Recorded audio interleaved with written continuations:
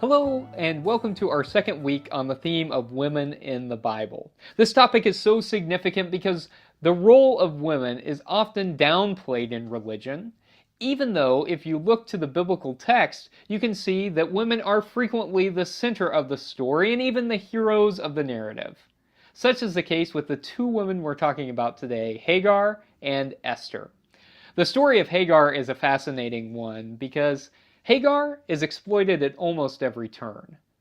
Hagar is the concubine of Sarah, and when Abraham and Sarah can't have a child, Sarah gives her concubine Hagar to her husband Abraham. Abraham and Hagar then have a child together they name Ishmael. Now, you may notice that Hagar didn't have much say in that, and that is reflective of the circumstances of many women in that time. Even so, Sarah didn't remain grateful to Hagar for long because, miracle of miracles, Sarah is able to have her own child that she names Isaac. Now, once that child is born, Sarah is jealous of Hagar and Ishmael, and Abraham dismisses Hagar and Ishmael from their home. The Judeo-Christian tradition traces its roots through Abraham and Sarah and their son Isaac, but the Islamic tradition traces its roots through Abraham and Hagar and their son Ishmael. In the biblical text, we don't find out too much about what happens to Hagar and Ishmael after they are dismissed, but in the Islamic tradition, what happens next is of central importance.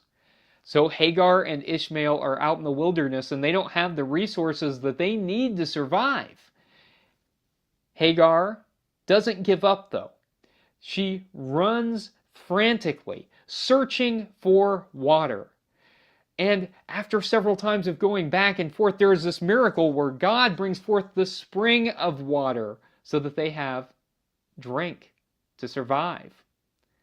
This is a central miracle in Islam.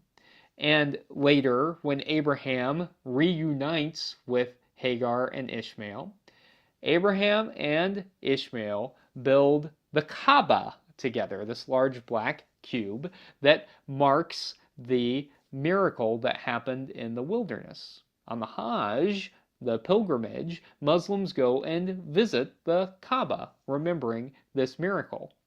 Hagar then becomes, in a very real way, the mother of Islam because she was able to survive her circumstances, to use what she had to ensure her survival, her son's survival, and ultimately the survival of her people, a religion that became known as Islam.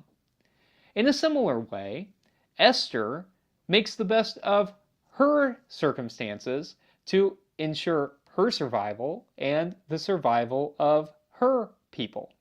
A lot of times whenever churches talk about the story of Esther, they focus on the beauty pageant side of things, in which Esther is chosen as the most beautiful in the land. But that's not really what the story is about.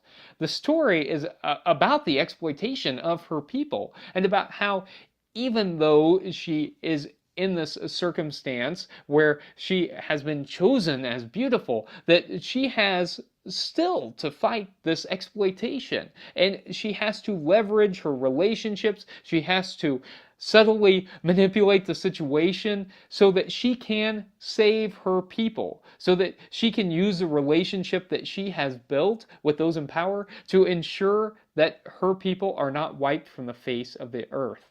It is Esther, a woman who is able to save her people. If you want to know more about the story of Esther, you might want to check out a Purim festival at a local Jewish synagogue.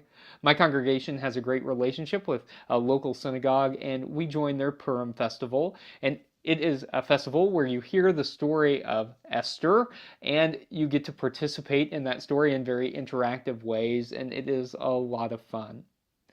The stories of both Hagar and Esther are stories about women who were dealt unfair cards, and yet made the best of their circumstances to ensure both their survival and the survival of their people. That's a great example for all of us.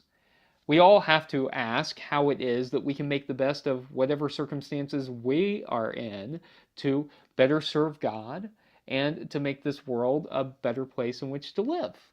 I think the stories of Hagar and Esther are great examples of how even when things are not going great, that we can find a path through and that we can find a way to make even those bad circumstances result in something that can be a source of change for the good.